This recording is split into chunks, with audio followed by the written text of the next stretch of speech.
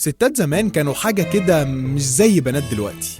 يا سلام بقى لو متجوز جديد ونفسك هفتك على أكلة من أكلات الحاجة، يعني مثلا طبق محشي، طبق ملوخية معتبرة، فرخة متحمرة، ما علينا.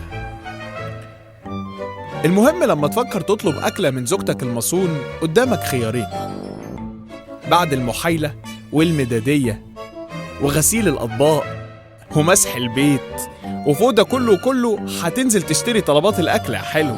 أمال ليه؟ ما أنت لازم تضحي بفلوسك ومجهودك.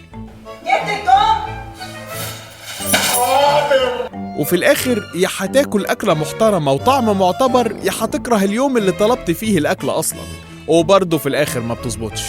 زيت أحلى طبخة من إنتاج مصانعنا، خضروات وتوابل صحية، بمعلقة واحدة بس هتعملي أطعم أكلة. في ثواني الأكل هيكون جاهز، كل اللي هيعطلك جهزناهولك في إزازة، كل اللي عليكي إنك تحطي الملح بس. حنان! أحلى طبخة لأسرع أكلة، زيوت طبيعية 100%.